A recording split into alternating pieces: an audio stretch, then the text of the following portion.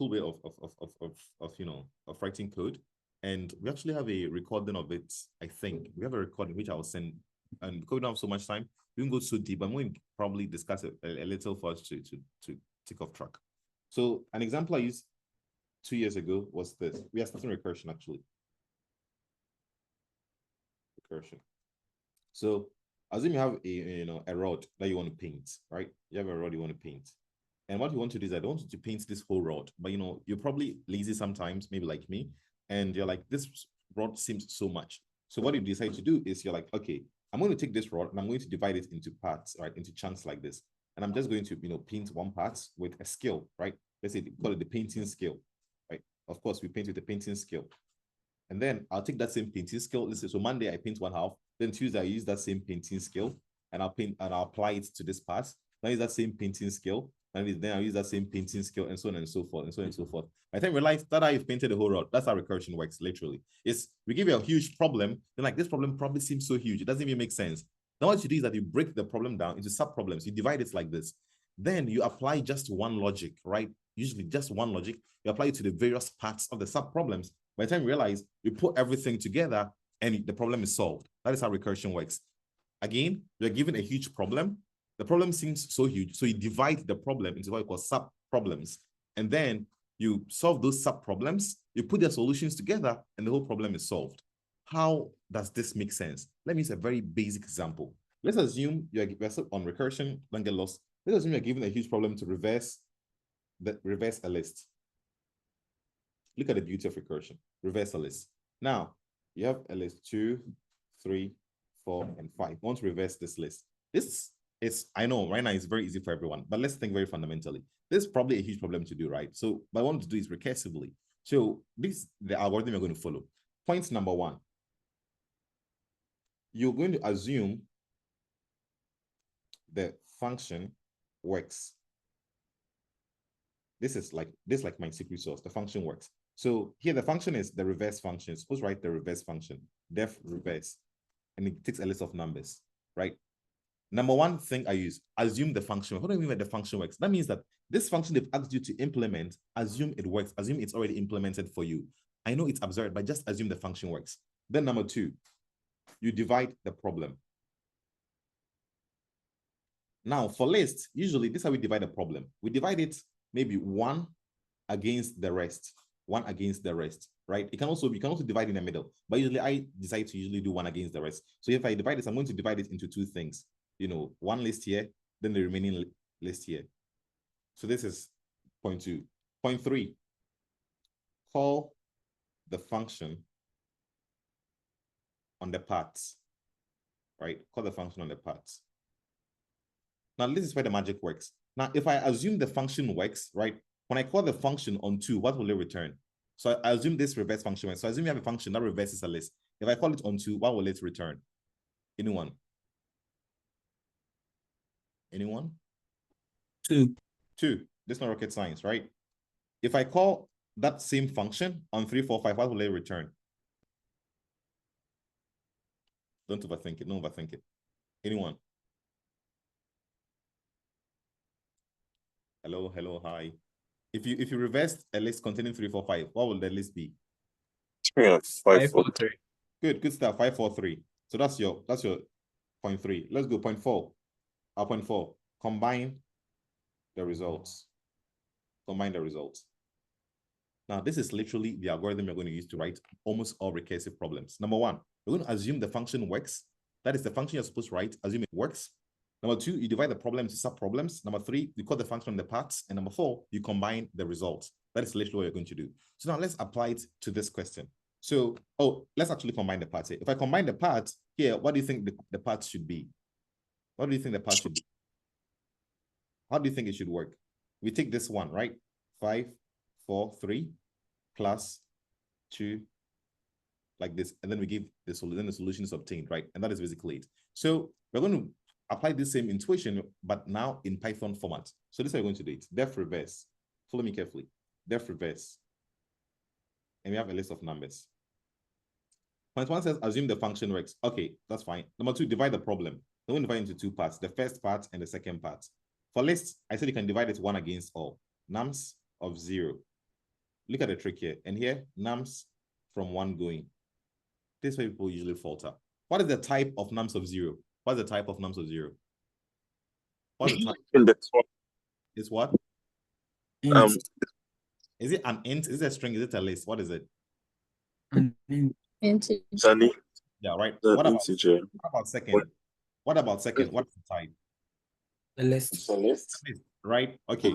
So this is an integer, but I want to still make it a list. I want to make both of them a list. Right? Let's make both of them a list. Okay, now I'm going to call the function on the two parts. So let's call it let's call this one 1.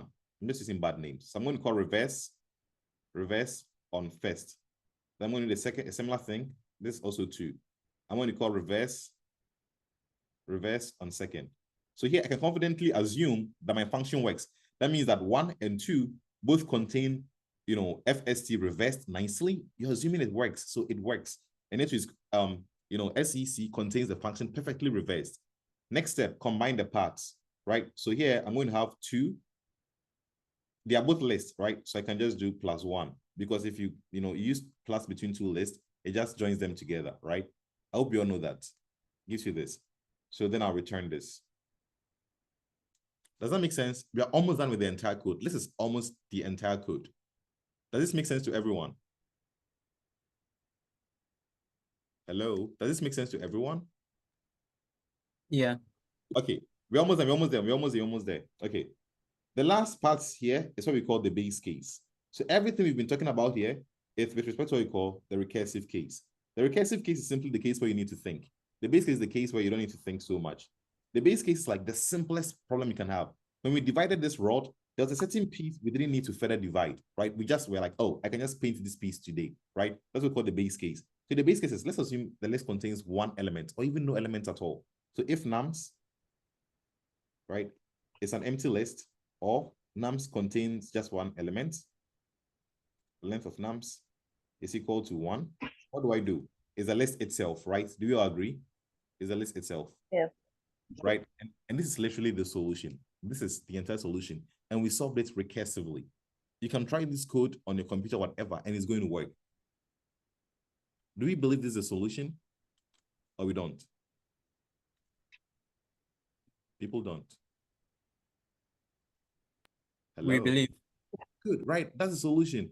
And it's so intuitive, right? It's so simple. Like, you don't need to think a lot. You don't need to think about the recursive case. You don't need to think about any of those things. Now, this is the fundamental, recursive, kind of like intuitive kind of algorithm, right? But you can extend it to so many things and be extending to trees very soon. But I just want you to have this blueprint in mind. 1, you assume your function works. Number 2, you divide the problem to sub-problems. You call the function on parts. Now the division, the division here varies from data structure to data structure.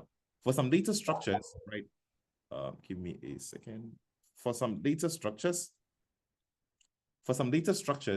like list, usually can do the division 1 element against everything. You can even divide it straight away into 2 things, right? Here, instead of just doing this, we could have actually found a mid here, like length of nums divided by 2, and just use the mid here, right? But that's one way we can do it. Let's get a data structure like, let's say, the tree data structure. I know we're doing trees this week, but look at this. This is how a tree data structure looks like. Let's use a binary tree. A tree where each node has at most 2 children, right?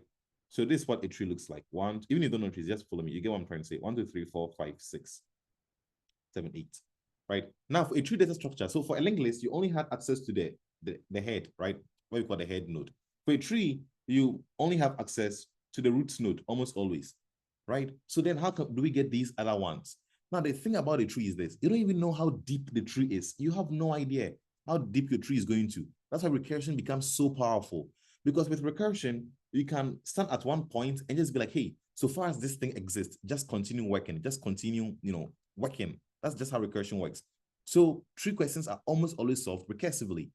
Yes, we have a for loop version of it, which we tackle later. I just want to think of recursion. So with recursion, what we can do is this. Hey, let's assume for this tree, I want to take this tree and increment every number by 1. Increment every number by 1. Let's assume this is a question I want to solve right now. I want to increment every number by 1. Or let's assume I want to even remove all nodes that are odd numbers or even numbers. You can literally use this same algorithm we discussed here. This same algorithm.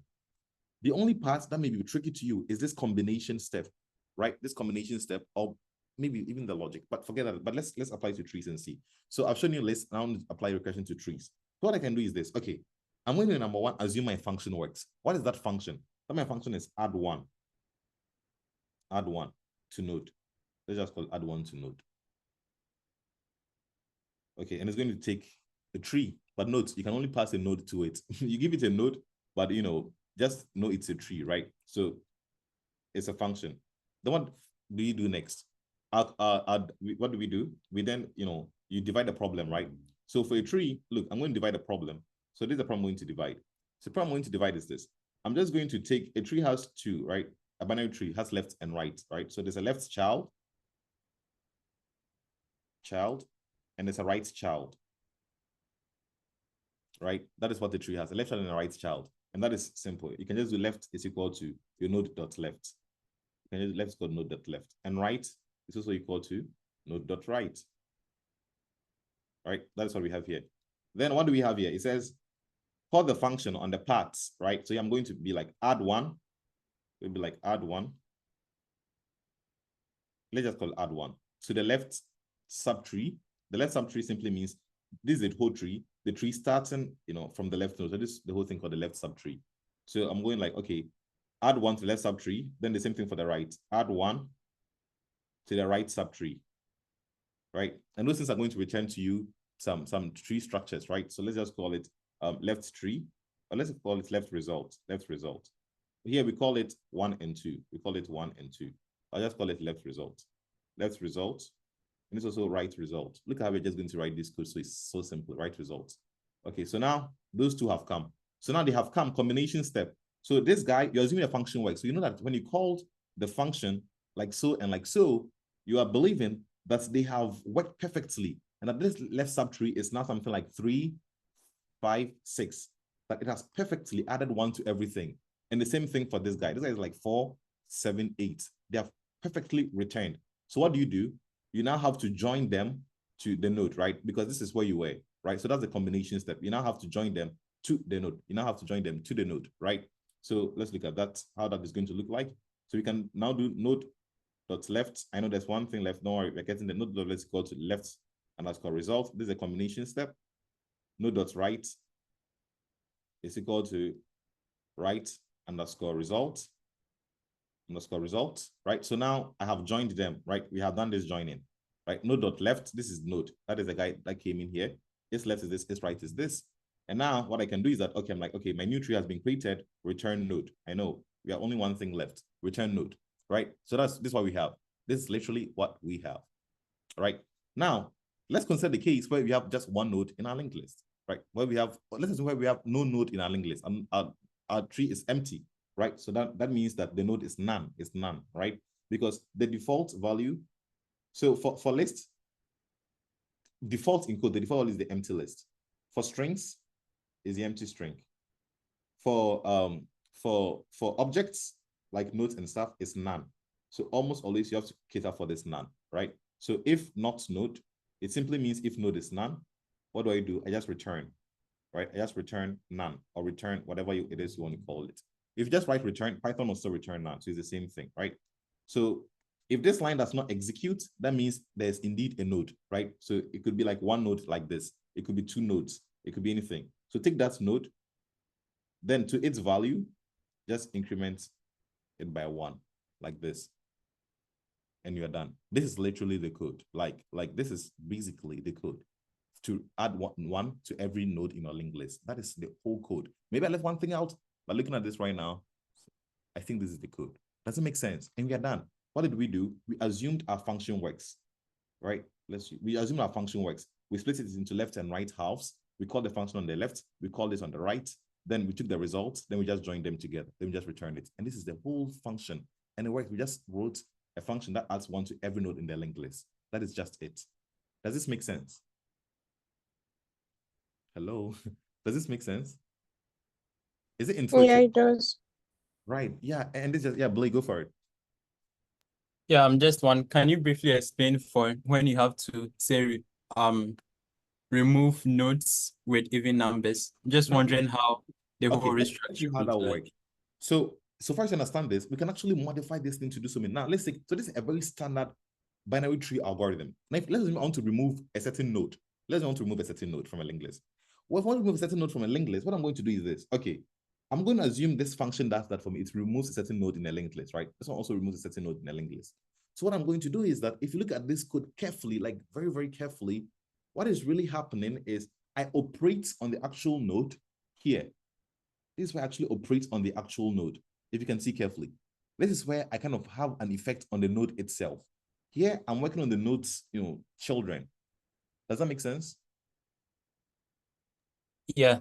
I'm working on the node's children, right? So if I want to really remove, what do you call it, a node, that means that the main thing I need to consider is this actual part of the linked list, right? Is this main part. So we're going to do deleting a node from a binary tree. It is just a bit trickier if it's an actual binary tree because of this, but it's a bit easier when it's binary search tree. This is a reason.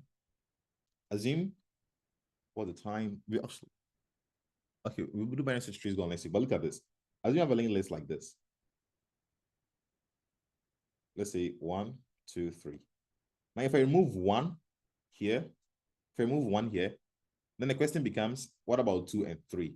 Because if you remove this one, these two are left hanging. And just like linked lists, where they are stored in memory using pointers.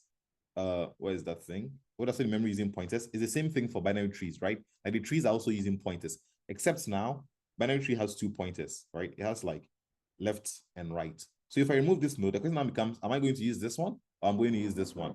Like which one should become the new parent, right? So that becomes the question. So with binary tree, if they don't specify, it becomes by binary search tree, there's a way we use a successor node, right?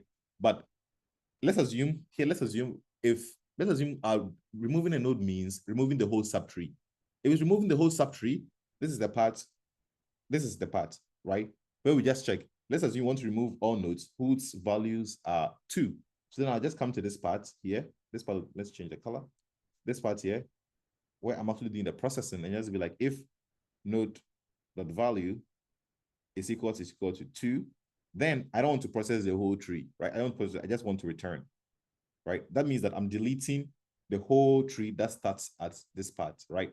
And then, but if that's not the case, I'll continue to do it for the second part. Does that make sense? I don't know if that makes sense. So here I'm actually deleting. So if I come to a certain subtree and it's, and this value is 2 here, I want to exclude all the tree that starts from it, like so. And that will be the code for that. But if you want to just delete the node, you have to consider what should come here, because there cannot be a hole here. That's something we talk about in doing binary search trees. Because binary search trees tells you what you should put here when you remove the actual node. Yeah, Eden, go for it. Yeah, so my question was to the recursive node and recursive code you just wrote. Yeah. So I was wondering why you have to assign the left result to node.left again, because I thought like you were changing the node's value like in place. You're not creating a new node. Oh, okay. So Yeah. So you can actually, because they are reference types, you can actually, so this is kind of like, so you can actually create a new tree out of it because the space is still linear. You can also do it in place, right? It doesn't really matter. You don't even need to assign this. You can easily cancel this, right? Because of this thing you do here, because of this line, right? Because this line does increments in place, right? This line increments it in place. But assuming you did something like this, instead of doing this, you created, let's say, a node like list node.value plus 1, right? Then you'd have to return and then reassign, right? But I did it this way just to see us like kind of like joining the result back to the other one. Does that make sense? Yeah, it does. Yeah. So this line does it in place, right? This one does it in place. It's like node.value plus equals 1, right? So you can literally, you don't even need to do this assignment. You can just like, you don't need to do this assignment. You don't need to do this assignment. You don't even need to do this one and this one and to just work out perfectly. But either one is still going to work, right? Because I'm returning node here. So it will still bring it up together and fit everything together. Yeah. But if you created a new node out of it, then you should reassign, right? Else it's going to return none for the left and right children. Does that make sense? Yeah. Yeah. Any other questions? So I wanted to, take this template about recursion. Like one, you assume the function works. Like that thing is so powerful. We realized we didn't think a lot. We just assumed some function works, right? But like, oh, if I call the function on this sub problem, it's going to give me everything perfectly. I think the only part you need to think about is this part, this number 1 part, where you're making the decision. What am I actually doing to this node, right? And number two, the combination step, right? This combination step. Once those are set, you are literally done. This is recursion on a tree. Recursion also applies to graphs and applies to everything. So I'm just going to solve just one question, then we are done. We're going to solve the question we solved right now again. I'm going to show, I actually came across a recursive solution some time ago. It was so cool. Let me show you. So please don't forget the question. So have the question in mind and a hot linked list. Was it merged to sort of Yeah. Can a recruiter specifically ask you to use recursion? Yeah, they can, but it's rare. But trust me. See, let me tell you the truth. You get to some point, right? And recursion will be like your easiest way out. Like you get 3 questions. See, when you do this week's problems, you realize that recursion. Oh, and this code we just wrote, right? We can actually write this using a for loop. Now, everything you can do with recursion, you can do with a loop. Almost, yeah, at least even a while loop. You just do while true or something. But recursion can make your code so simple, like so clean, and it's like, so I'll definitely recommend it, right? See this code we wrote. Now look at this solution. See, this solution looks, not bad. It looks very cool. Let's try to write a recursive solution. Hopefully I remember this solution. They're like long time ago. Look at this solution. Let's hope I remember. Okay. So everybody has seen the solution, right? It makes sense to everyone. Let's try to do it recursively. So I'm going to merge these 2 linked lists. Okay, so I remember. I don't know if I will, but let's see. So I'm going to merge the 2, right? So I'm going to be like, hey, if the first linked list, if its value, right, is less than node 2's value, then what I'm going to do is that, so I know I'm going to keep the node 1, I'm going to keep the node from linked list 1, right? I know that, right? I'm going to have to keep that one, right? That's something you agree. So then I'm going to keep that one. Then I'm going to end up merging. See, this function is too bulky for me. So I'm just going to create an inner function. This is an inner function. Def merge. I'm going to merge 2 linked lists. List 1. Let's just come to the previous one. It's the same thing, but I'm just being lazy. I have to write self.merge 2 lists. Bro, this is a lot of work. Merge 2 lists like this. Then, so I know list 1's next, and then list 2. Then, right, this is what I'm going to do, and then I'm going to return list 1. Let's see. And then, but if that is not the case, right, I'm going to take list 2. I'm going to maintain list 2, and then I'm going to set its next to whatever I get after I merge the linked list from its second node. No, I'll explain again. I know it's getting a bit. And then I'm going to maintain list 1, and then I'm going to take list 2's next. Let's see, I'll return list 2. And then here, if not list 1, I can return list 2. That is if list 1 has ended or list 1 is empty, return list 2. If not list 2, also return list 1. Let's see this. I probably left something else. Oh, it works. Oh, it's fine. It's worked. I mean, for these examples, but let's see. I want to make sure it works before I explain. Good. Right. Okay, so the code should work. Let's go right. And this solution is so clean and it's so pretty. Like write this in an interview, like you finish your interview in 5 minutes, then you go home and sleep, right? Okay. So let's see. So let's look at this right now. Okay, so let's look at this algorithm, but please start this code a bit. And it's the same thing we imagine, where like assume the function works. So I'm supposed to write this function, and I assumed it works, right? I assume this function works. So that means that if I take this problem, right, that's what I mean. If I take this problem here, where I have 1, so let's say the first linked list, 1, 2, 1, 2, 4. So that was list 1. And I take the other list, that was 1, 3. So I want to merge these two lists. I'm assuming the function works. That means that if I take, this, look, if I take list 1 here, and I call the function on this part of list 1 and this part of list 2, I can confidently believe that my function will merge them perfectly. Does that make sense? That is the whole assumption we're making here. We're assuming the function works. So if I call the function on this part of list 1 and the whole, and this part of list 2, I'm assuming and believing that the function will return to me the right thing. So this is what I mean. If I call the function on those halves, I know I'm going to get 1, 2, 3, 4, and 4, right? That's assume the function works. So I call the function on this part, and I call the function on this part. I'm believing that the function will give me the perfect thing. Now I excluded this one based on this condition. Well, I know that list 1's value is, let's even make it 0. I know 0 is less than this, right? I know 0 is less than this. So that's the thing I'm doing here. I'm like, well, if 0 is less, then can you please try to merge these two parts? And after I've merged these two parts, I'm like, okay, give me the result. That is what I got here. I'm like, now, okay, now you list 1. Your next should now be this. So I just put that here. And this thing I just did, it's simply this code you have here. Then I return list 1. That is the whole code. And see how Recursion just made the code so simple, so clean. Just like 4 lines of code, and I'm done. Does this make sense? That's the Recursion is so pretty, right? Like, it's so beautiful. Like, once you develop the intuition, it just becomes a bit more natural. And so, yeah, does this make sense? Did anyone understand this at least?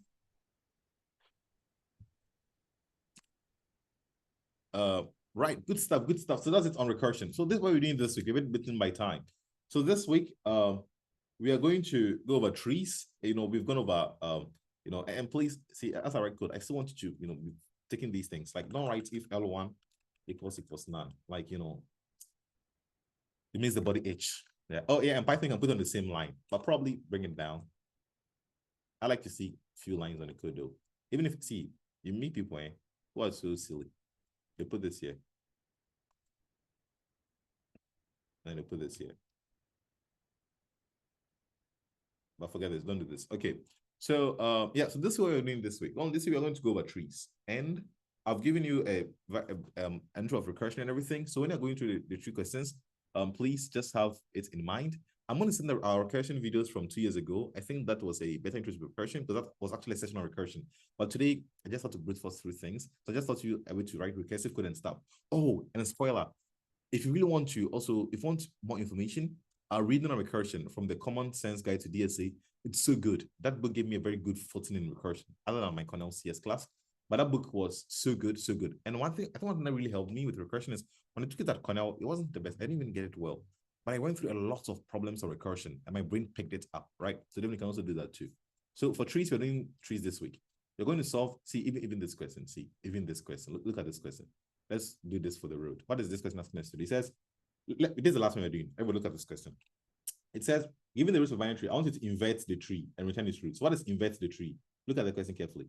This is a whole tree, 4, 2, blah, blah, blah. So they want to take the left subtree and make it the right subtree and vice versa, right? So in other words, so as your tree contains, so this is what when there's only a tree question, always draw a tree with 3 nodes, just 3 nodes, and make your algorithm work for that before you expand it. So let's take example 2 first. Example 2, if I want to invert this tree, that means that the left subtree here, it is 1, should become the right subtree. So as you see the results, now 1 is here, and then 3, it's here. That is the solution. So I'm supposed to solve this recursively, which makes tree questions easier. I'm going to be like this. Oh, okay. This is simple. I'm going to invert the left subtree. Let's call it left result. Or if you want to write systematically like we've been doing. So left is equal to root the left. Right is equal to root to the right. Let's revert the left subtree. So let's call it inverted left.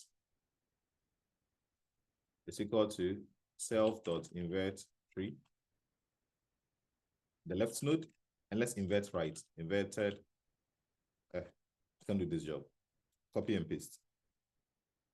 Select left here. Command E here. Change it here. Right. Thank you. Okay. So I'm assuming my function works, right? That means that the moment I wrote this code, I'm believing that it has inverted like this whole thing perfectly.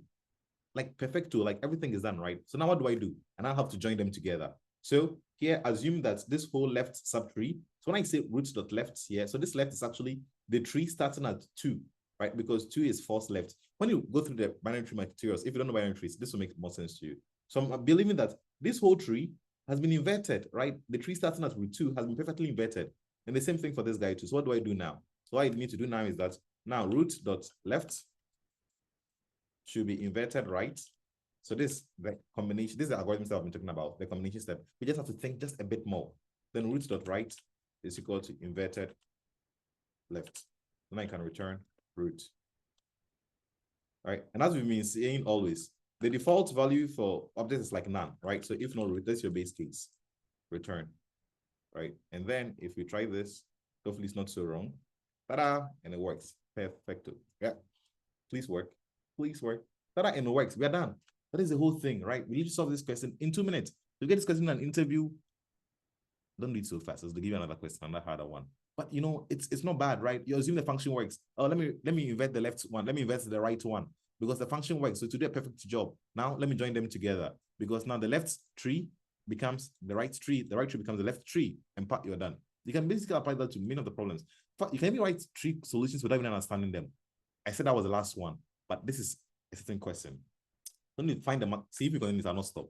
We probably should have a coding session. But look, I want to find the depth of the tree. Let me just show you a solution I wrote some time ago.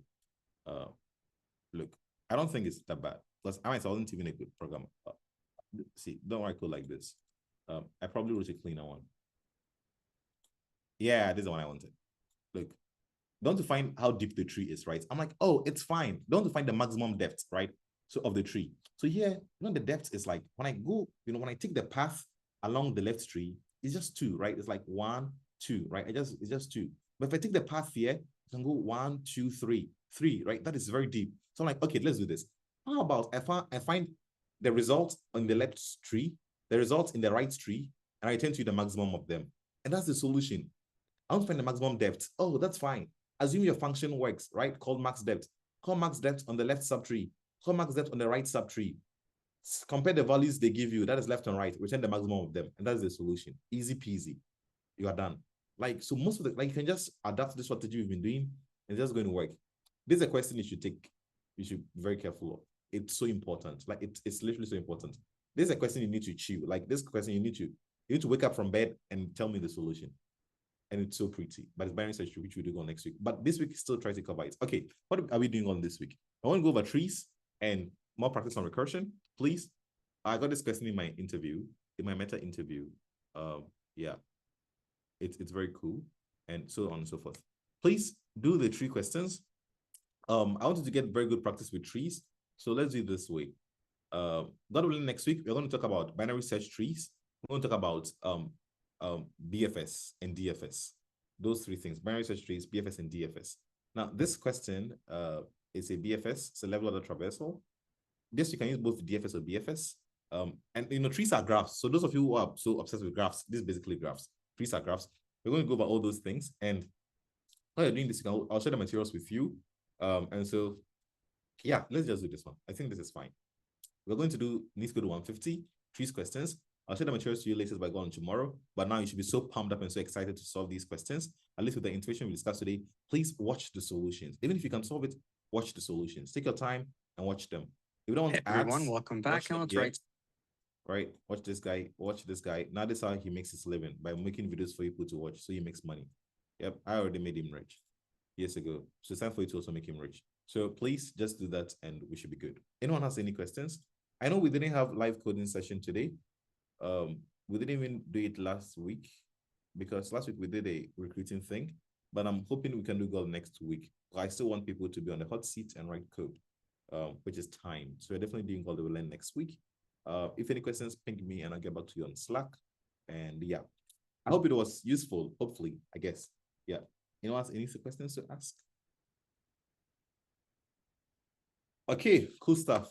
No questions. I have a one-on-one meeting with a couple of you. Yeah, ping me on. I have a one-on-one with a couple of you. Ping me on Slack. And if I'm with someone, I'll tell you right after if I don't like you. Right? Okay, I'll catch you guys later then. Bye. Oh, prefix trees. Is Blue already on? Okay, I'll get back to him. On that.